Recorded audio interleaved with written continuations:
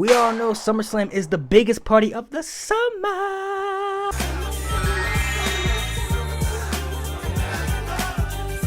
It's time for my SummerSlam predictions. Let's start with the World Heavyweight title match, Seth Rollins versus Finn Balor. You know, a lot of people I feel like have tossed up mixed emotions about this, man. You know, I think a lot of people can see both guys winning. It can go either way. Judgment Day to me right now is the best faction in WWE, with Dominic Mysterio being North American champion, Damian Priest having Money in the Bank, and Rhea Ripley being the Women's World Heavyweight champion. They're dominating right now, man. They're killing it. And I think a lot of people think Finn Balor is going to win and Damian Priest is going to cash in on Finn Balor eventually to take the World Heavyweight title from him. I think Seth Rollins is winning, though. I think Seth Rollins is going to get a lengthy, proper run as World Heavyweight Champion. I don't see him losing the championship this early, this soon.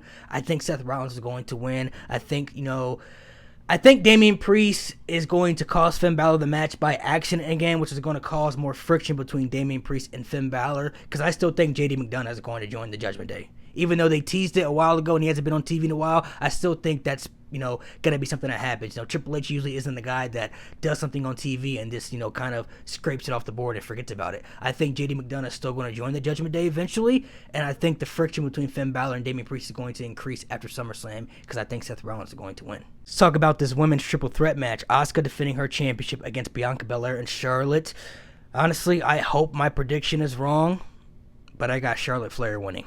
I think Charlotte is winning the championship. Even though Asuka just won the championship, I don't think anybody's taking her serious right now as a champion. She feels like the third most important person in this match, and she's the champion. I think Charlotte is going to win this championship, and that's going to turn Bianca, heel or going crazy, whatever you want to call it. I think Bianca is going to have Asuka beat, and then Charlotte is going to come in and capitalize what Bianca did to win the championship.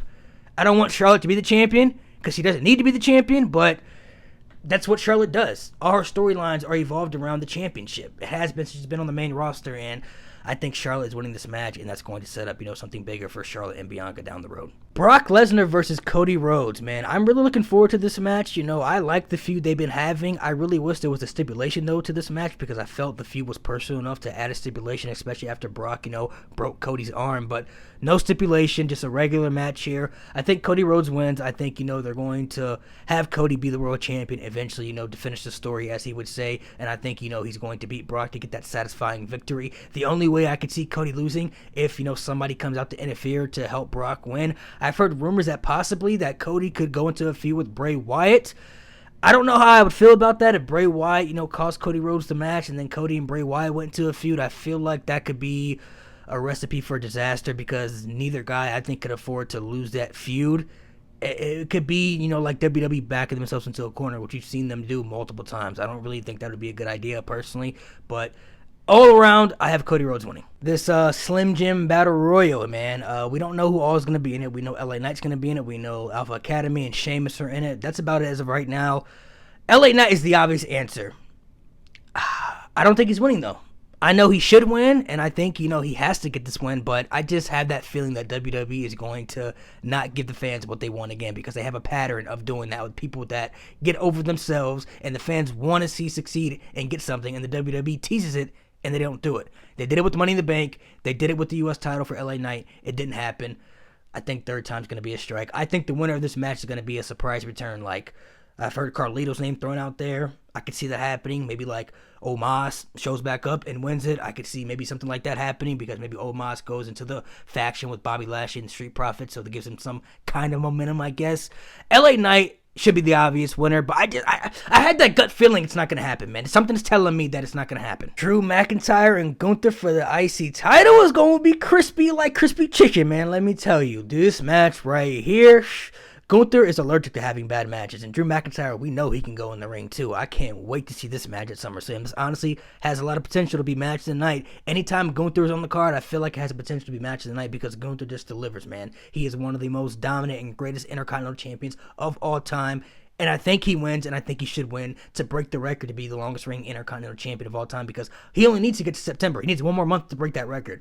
Why not let it break that record? They let Roman Reigns get to 1,000 days. They let Bianca become the longest reigning, women's champion in WWE history. Let Gunther become the longest reigning Intercontinental champion in history. And I hope that if Drew McIntyre loses this match, it'll be the start to his heel turn, because I want the Scottish Psychopath Drew McIntyre back. I would love to see Drew McIntyre get back in the world title picture. I wouldn't even be mad if Seth Rollins, drop the title to Drew McIntyre eventually. But the only way I would want to see Drew McIntyre be world champion again is if he's a heel. And I think this could be, the start of the downward spiral to Drew being, the Scottish Psychopath again if he loses to Gunther. MMA rules. What does that mean?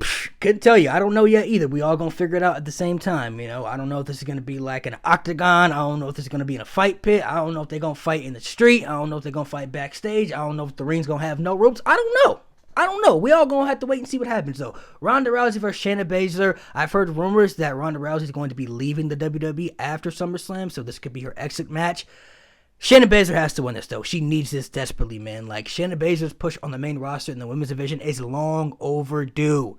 It's long overdue. We need NXT Shayna back. We need the killer Shayna Baszler back. And I hope that she chokes out Ronda Rousey and puts her to sleep by submission, because Ronda Rousey has never submitted in the WWE. If Shayna Baszler becomes the first person to tap out or make Ronda Rousey pass out by submission, that to me elevates Shayna Baszler back up in the top of the women's division, on the top of the card, which makes her relevant again, what she desperately needs. I've been vouching for this match since I saw the spot between Logan Paul and Ricochet at the Royal Rumble, and I can't wait for this match. Logan Paul says it's going to be the most viral match in WWE history, and he may be right. This also has potential to be match of the night for WWE at SummerSlam, man. Like, Logan Paul, in the short amount of time, whether people like him or not, has impressed so many people, man. He's just really good. He's a natural at this, man. His athletic ability is really, really good, and it's crazy. And Ricochet, we've seen what he can do in the ring. He does things in the ring that makes people go like, how is that even possible? His athletic ability is also insane. And their styles, I think, is going to mesh very well. I'm thinking about the spots they can possibly do in this match. Man, I can't wait to see what happens. I think Logan Paul does win. Logan Paul hasn't won a match in over a year. The last person he beat was The Miz last year at SummerSlam. He didn't beat Roman Reigns at Crown Jewel. He lost the Royal Rumble, lost Seth Rollins at WrestleMania, and he lost Money in the Bank. He hasn't won a match in over a year, so I think a win for Logan Paul is long overdue. Logan Paul has to win some matches. He can't lose every match he's in. And Ricochet, I don't think it would hurt for him to take the L. I think Ricochet is going to make Logan Paul look really good, and vice versa. I think Logan Paul is going to do great with working with Ricochet, and I think this match is going to be great, but I think Logan Paul takes the dub. With everything on the line, and I mean everything on the line. It's tribal combat. Anything goes. Roman Reigns versus Jay Uso, not only for the undisputed Universal Championship, but for the right to be the tribal chief of the bloodline of the family. It's going to be freaking chaos. It's going to be freaking chaos. There's going to be outside interference from Solo. He's going to get involved. I'm sure Jimmy will come back and get involved as well. And Roman matches, they always have ref bumps. I'm sure there's going to be a ref bump in this match. And there may be some other outside interference that we don't know about from somebody who we don't even know yet. Like, literally anything could happen in this bloodline storyline. To me, is what makes it so good. It continues to evolve. It continues to get better. And it's so unpredictable because literally anything can happen. Anything could happen, man. Like, does Solo finally turn on Roman? Does Jimmy shock the world and turn on Jay? I have no idea.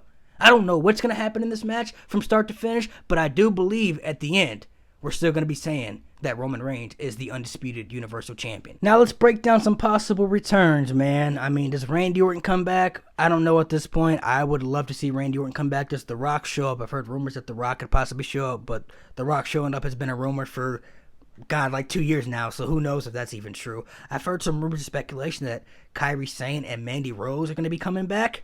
That would be crazy right there. Does Carlito show up? People have been saying Carlito is coming back to WWE. Does he show up and shock the world? Like, I don't know, man. Like, those are some possible returns. Maybe. Do we even see a return? Maybe we even don't.